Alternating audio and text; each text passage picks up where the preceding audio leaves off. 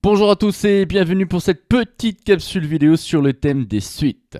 Aujourd'hui, nous allons voir comment démontrer la formule qui va nous donner la somme de termes consécutifs d'une suite géométrique.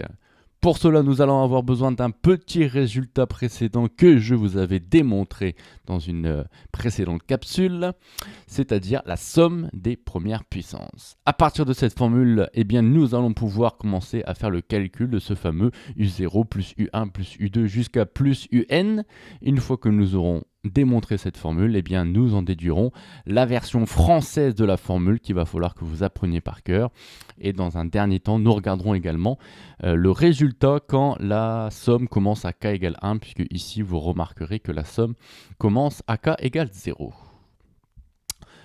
On y va pour la somme des premières puissances. Alors je vous rappelle que ce que c'est, je considère un entier n, j'ai une raison q et je vais commencer à m'amuser à ajouter 1 plus q au carré, plus q à la puissance 3 s'il le faut, jusqu'à q à la puissance n. Voilà concernant ce que nous allons calculer. Avant de donner la réponse que vous devez connaître, puisque je vous avais déjà démontré ce résultat, nous allons revoir la notation avec le fameux symbole sigma comme la première lettre de somme.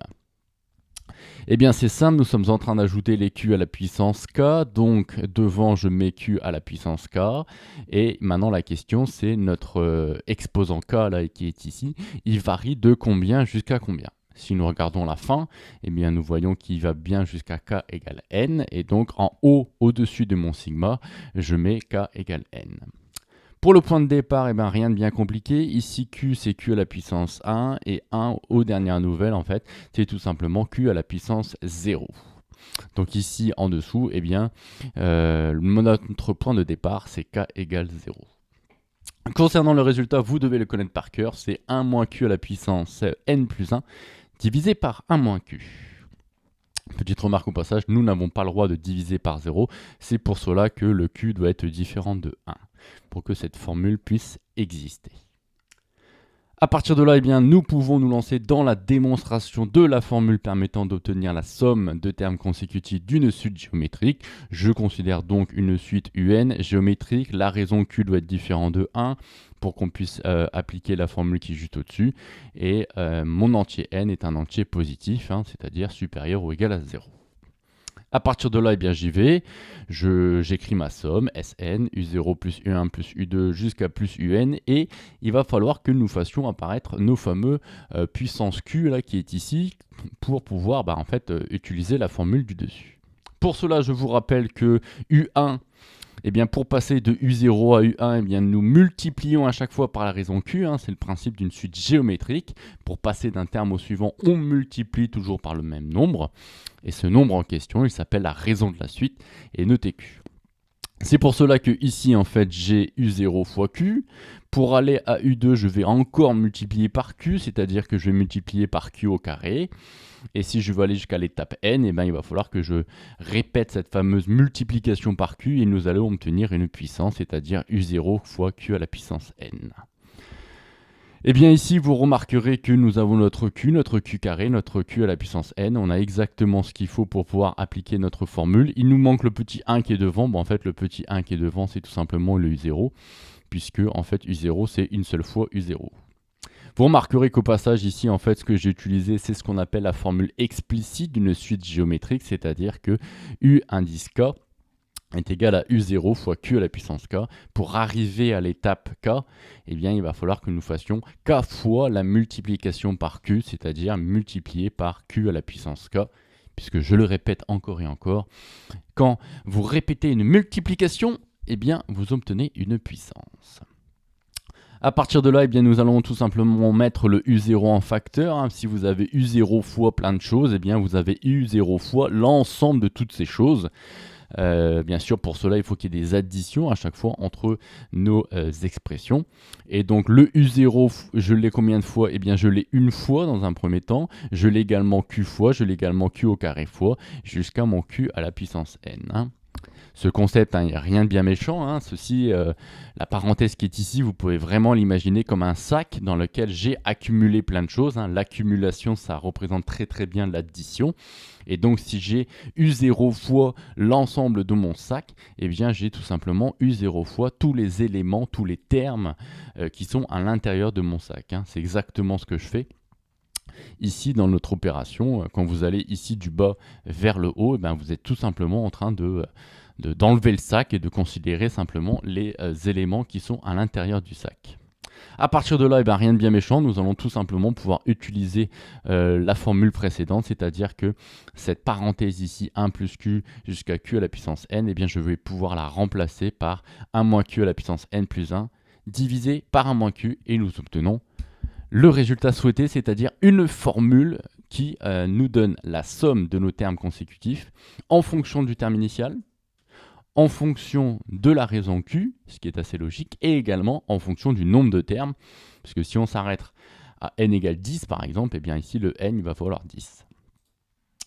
Voilà, ceci conclut notre petite démonstration de la somme de termes consécutifs d'une suite géométrique. Passons directement aux deux formules aux formules qu'il va falloir apprendre par cœur. Je vous propose dans un premier temps la formule en français. Alors la somme est égale à quoi? On regarde un petit peu ce qui est au-dessus. Que représente notre fameux U0? Notre fameux U0 qui est ici va tout simplement représenter le terme initial, c'est-à-dire le premier terme de notre somme. Voilà concernant le facteur qui est devant. Ensuite, le 1 moins q, rien de bien méchant. Le 1 moins q qui est en bas, lui, il va toujours être là, il va toujours être présent. Maintenant, la seule question qu'il va falloir se poser, c'est le fameux n plus 1, qu'est-ce qu'il représente? Alors, on pourrait se dire que n, c'est le nombre de termes ici dans ma suite, parce qu'on va jusqu'à un, donc c'est le nombre de termes. Mais non, en fait, c'est une erreur. Puisque si vous allez de U0 jusqu'à UN, en fait, vous n'avez pas n termes. Je vous explique tout simplement. Imaginons que le n il vaut 5. Si je vais de 1 jusqu'à 5, j'ai déjà 5 termes. Donc ici, étant donné que la numérotation commence à n égale 0, il y a un terme supplémentaire, c'est-à-dire qu'au lieu d'en avoir n, j'en ai n plus 1. Ok? Donc, c'est-à-dire que ici en puissance, c'est le nombre de termes que vous allez devoir indiquer. Attention, attention, dans les exercices, on verra qu'il ne faut surtout pas faire l'erreur de considérer que si je vais jusqu'à U10, il y a 10 termes. Non, il faut regarder la numérotation commence par combien. Voilà concernant la petite remarque pour la version française de la formule qu'il va falloir que vous appliquiez par cœur. On enchaîne directement avec la version quand la somme commence à k égale 1. Encore une fois, rien de bien méchant. J'ai toujours une suite, c'est-à-dire cette fois-ci l'entier n va être supérieur ou égal à 1 puisque la numérotation commence à k égale à 1.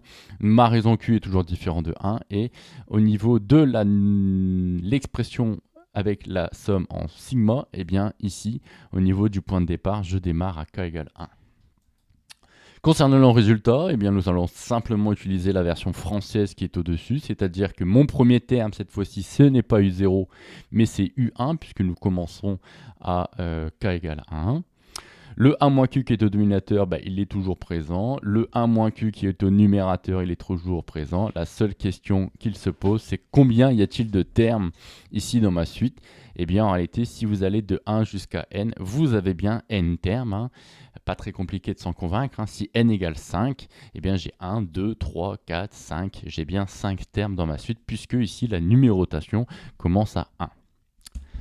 Voilà.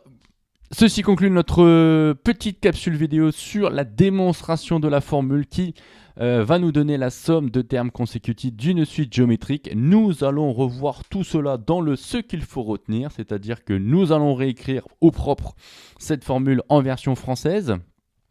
La version quand la numérotation commence à k égale 0 et la version quand la numérotation commence à k égale à 1. Par la suite, vous aurez l'occasion de faire des exercices d'application, c'est-à-dire d'appliquer ces formules dans le cadre d'exercices, éventuellement sans énoncé. Et puis de temps en temps, on passera également à des exercices avec des énoncés.